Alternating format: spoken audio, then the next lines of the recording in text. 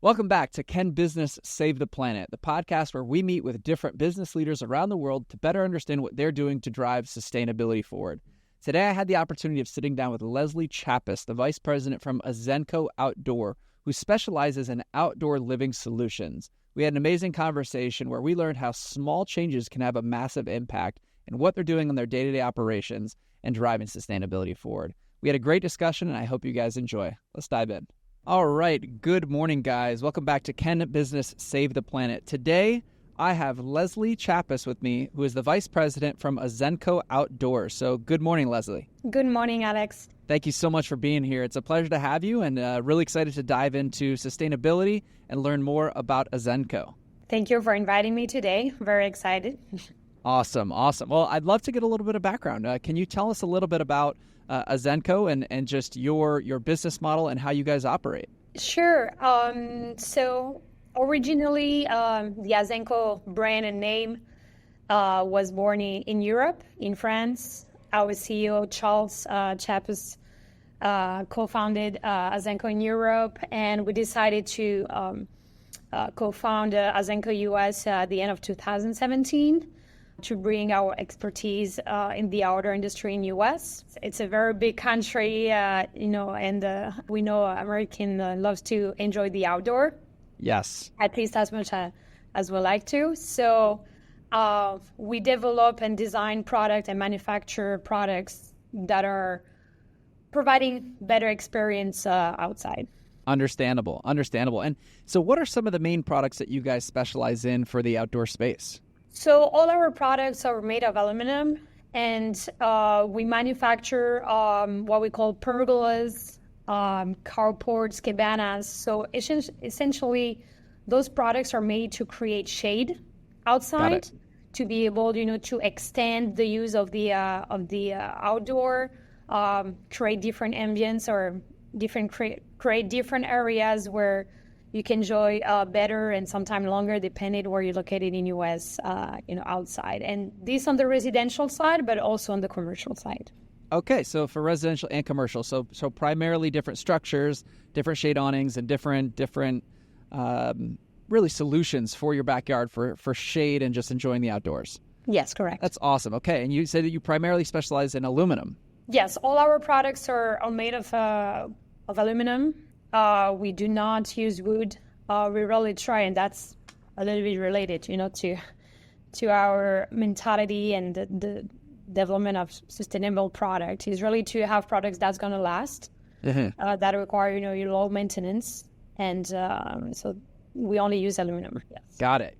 And that actually segues into the next question is understanding Azenco's operations and how you guys utilize sustainable materials and just implement sustainability into your business model. So I'd love to learn a little bit more about how you guys take the necessary steps to try and drive sustainable initiatives in Azenco. In the operation, you mean? On the operation? Yeah, just the whole business. Just curious on your thoughts in terms of sustainability in regards to the whole business. Yes. So basically, we have implemented a sustainable program 3 years ago. So it really comes from the way we design our product, with the material we use, the way we recycle it, the way we wrap it. We have changed a lot the way we wrap our material because we ship it everywhere in the U.S. Yep. We used to use foam or some plastic. We now use recycled cardboard, or we have film that is perfectly can be destroyed in 2 years by itself. Yep. So there's a lot of things that we have done. The products that we use internally, just for cleaning or things like that. So everything we use are sustainable products. So we have implemented that internally, and plus we of course started our partnership with 4Ocean. That's the second year. So yes. We are very, very happy to partner with 4Ocean to also not only do that internally, but try to do that externally as well. Yes, and it's been amazing to partner with you guys to drive the cleanups forward. We're very appreciative of the partnership, and I think that's an amazing example of how you guys are taking steps not only just through a partnership with 4Ocean, but also how you guys are viewing your internal operations. And packaging is a big topic when it comes to sustainability. Yeah.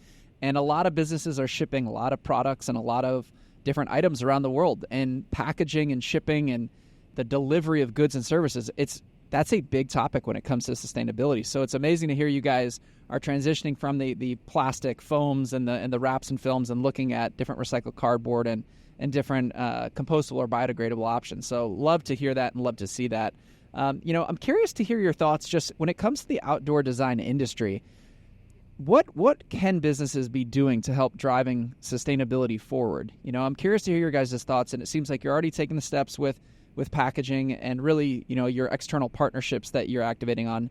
What do you believe needs to happen in the outdoor design and really product space to help drive sustainability forward? So basically, regarding the product design itself, so our products are done to, as I said, to be used outside, right? And if we take the example of our louvered roof, this product is going to provide shade according to the weather, be very flexible depending on the sunlight, of the temperature, and a lot of things can be added to that product, a lot of features to really experience it better.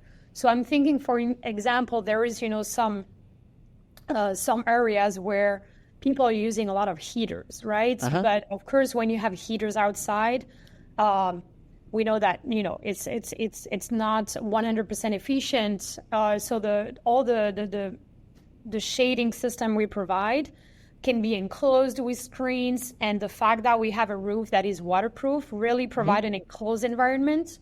Okay. So you're just going to heat the area you need to heat, and not losing all the heating and the efficiency of that. That's one thing that we do with our products. There is also a lot of things, and we are working a lot on that can be developed through our products. I'm thinking, for example, with a carport where we can integrate a solar panel to our system, because all our products are roofs, right? Yep. So we are adding extra space to the property where it's a potential area where it can be covered with a solar panel. So that's also a good opportunity on the residential or commercial side to create an area that will bring solar powered energy. So that's awesome. Yeah, we're working hard on that. I love that. No, that's exciting, and I think that would be a great utilization of the space. If you've got the space, why not use it, right? Correct. And you mentioned with the products, developing these different products that are built to last. And I do understand that that's a big topic when it comes to sustainability. Yes. What are your thoughts with the products that you guys are manufacturing, and how long do they typically last for, and what is the lifespan that you guys typically see? So I'm going to say it's going to depend on how you maintain it, right?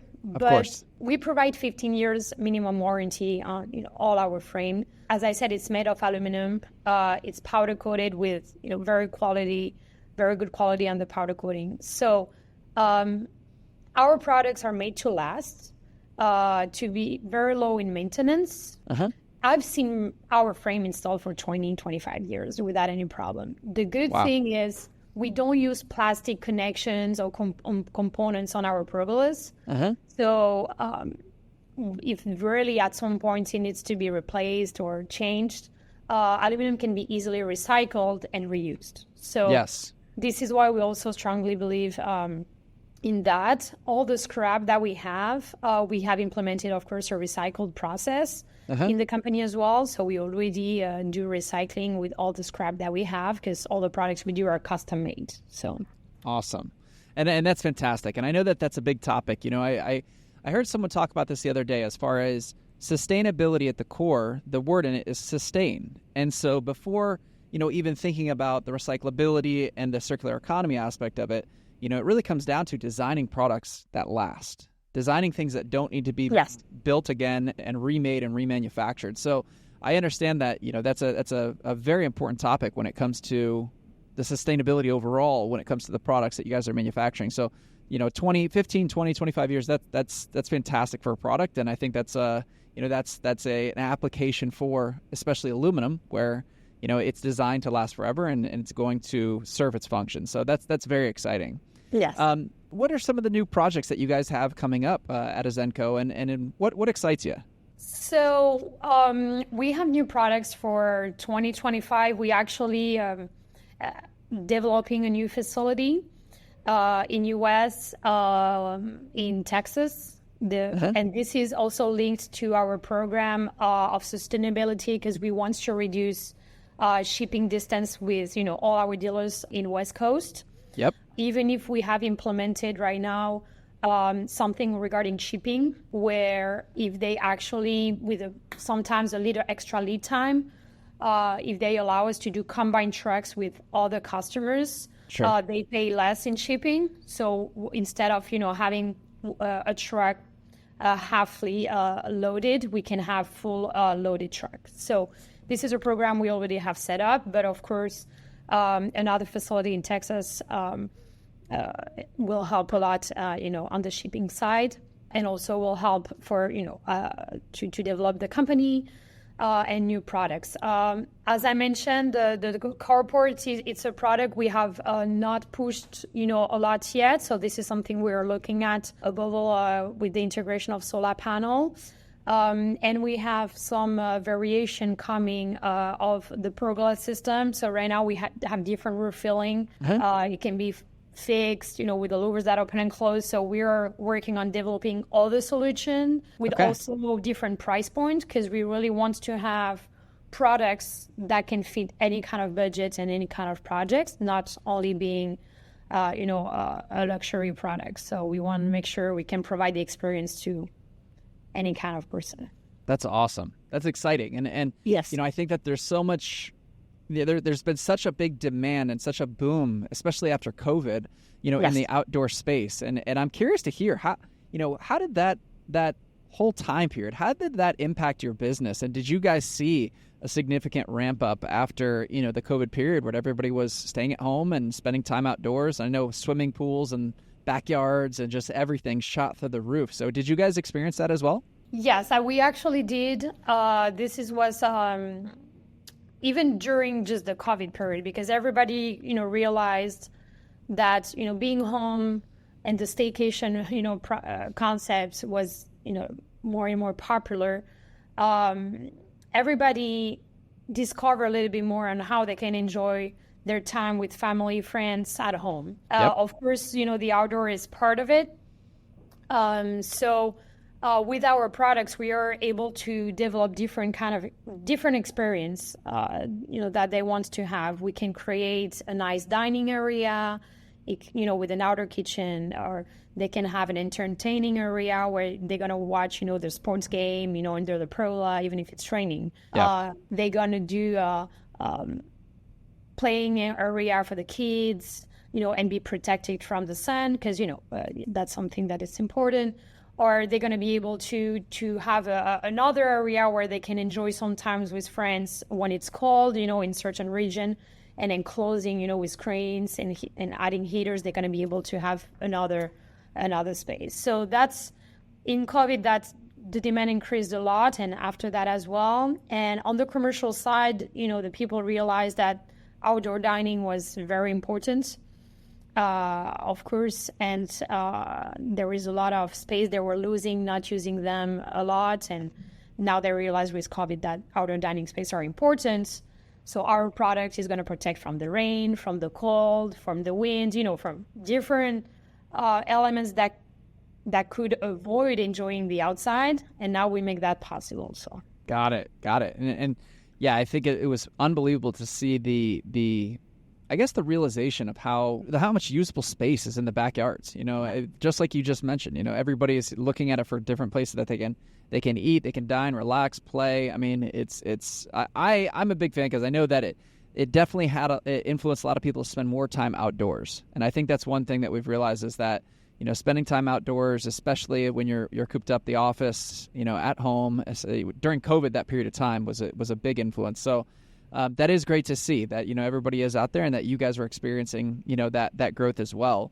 When it comes to the technology in the outdoor space, I'm curious to hear your thoughts, maybe not only just with Azenco, but what are your thoughts in terms of sustainability when it comes to the outdoor space as a whole? And what do you believe are going to be some significant advancements that might help to provide the necessary spaces, but also do so in a sustainable way? So I think home integration and smart technologies has played a big role, for the last years. So all our products right now can be integrated with home automation, and we can personalize more and more the experience of when they want to have, the system open, the lights that turn on automatically when it's dark. There's a lot of options that can be added to the product linked to home automation. So I think that's one of the big things. And I think the combination, of the smart technology and sustainable materials make outdoor living spaces more efficient and eco-friendly than they used to be. Yes. Because of that. When it's only opening when you need, it's only the lights turn on only when you need as well. And everything we have in terms of electrical on our pergola are low voltage as well. So there is no high voltage on the system. And as I said, also, and if we talk about technology, there are so much things that are happening on the solar side and, electrical cars are, and things like this. I think it would be a great for the future. Understandable. Yes, I do know that there's been so many advancements when it comes to the home. I've been pretty surprised at seeing, they have these solutions, for example, watering your grass, and it can do it much more accurately and way more sustainably. There's the the sensors that you can install on the water pipes for your home that can tell you about exactly how much water you're using and can detect a leak at a certain period of time. And it is amazing to see the advancements in, like you said, home automation and how it's influencing sustainability as a whole. Because, you think about, just simple thing as far as lights being left on. Those are things that can be scheduled, and you can really make sure that there's the fail safes and the backups to make sure that resources don't go to waste. So, that is very exciting across the board. And I'd love to learn a little bit about, your thoughts on the partnership with 4Ocean. So you guys have been a partner with us for going on 2 years, and you've been employing, helping to employ our captains and crew. What were your thoughts in the initial phases of potentially starting a partnership with 4Ocean, and what was the ambition to integrate some ocean cleanup and a different partnership like that into your guys' business operations? So I think, our business in general reflects also what we are. Uh-huh. So I would say it will come from a personal initiative that we have with Charles Chapus. Uh-huh. This is something we have as a culture in our personal life, to try to be responsible of what we do every day, to less impact our planet. Uh-huh. I was actually since probably my son is probably 5 or 6 years, he's all working on the beach, and we always bring something to clean, the beach. So this is a part of a little bit of what we do, sometimes as a family. Yes. And I wanted to have our company, business are generating revenue. So we thought it's also important to spend some of those revenue to help, building a better future for everybody. So we thought about, okay, what can make sense? Because there are so many associations, there are so many causes that you can support. We live also, in an area, we live in Miami, so we, see ocean every day, and we see, even in cities like Miami, how it can be impacted. We recently got a hurricane, and there are so many debris that, that hurricane bring. Yes. It's the disasters. So it's not only, it's happening right in our backyard. That's why. Yes. So we face that every day, and we said we really decided that we have to go in that direction to do something for oceans cleanups. So we look at the different associations that exist, and we really liked your process and how you build up the full team. The fact that it's not only cleaning, and helping, doing something better, but you also creating employees at the same time in an area where people really need it. It's the full concept you have developed. It's not only beach cleaning, it's really the full philosophy, everything you have created behind that. all the follow-up. I mean, when we tried it for the first year, we have been constantly exchanging with your team. We know what's happening on every beach cleanup. It's very transparent. And we're happy to see that, what we're spending, it's helping doing that. So. Well, we appreciate it, and that's I'm very proud to hear that. That's something that is very important to us, is the transparency and credibility of our cleanups, and being able to share with partners exactly what's happening out there every single day. And you hit on a couple topics. The one is creating the jobs, and I think that we talk about this a lot, that our partners are able to allow us to employ these captains and crews. We're creating full-time jobs, paying fair living wages to these different captains and crew.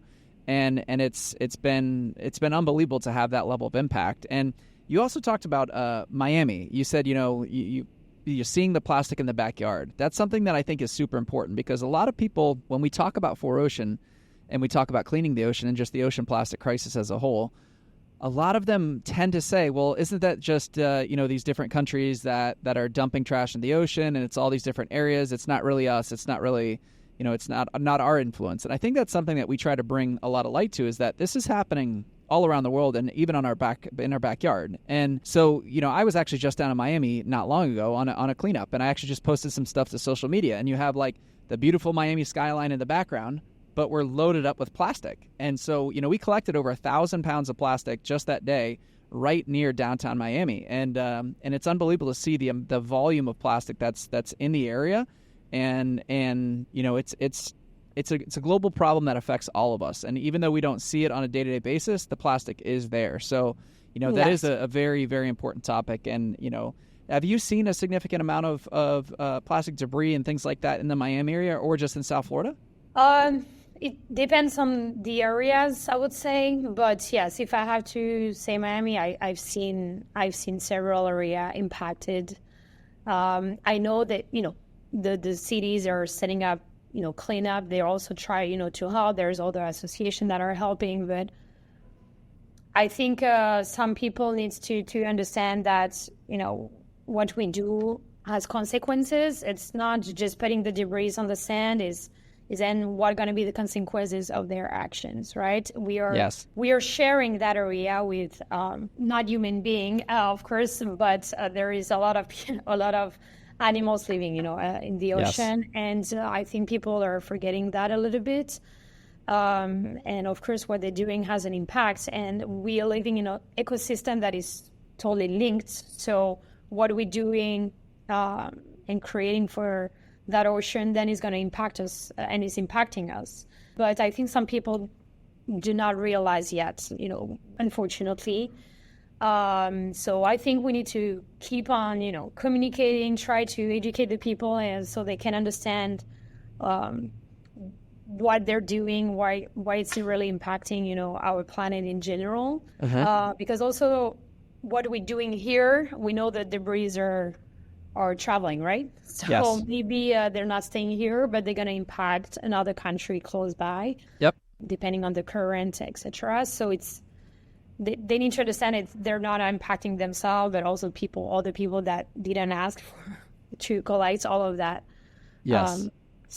Yes. Understandable.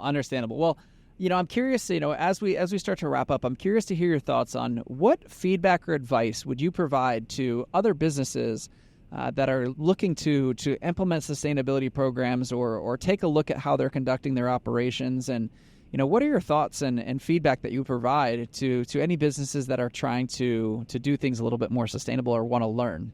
I would say my advice is probably to start by identifying where small changes can have a significant impact. So depending on their business, maybe use more sustainable materials, focus on energy efficient designs, think about longevity of the products if you're manufacturing. Sustainability doesn't mean sacrificing innovation. It's about finding creative ways to meet both goals, right? Yes. So I think it's start to try to identify small changes that can have big impact at the end. So that's what we did. At least we didn't started to change the full wrapping system. We said, okay, internally, I'm going to educate our employees on recycling, on very basic task, and then step by step, we're growing the concept of sustainability internally.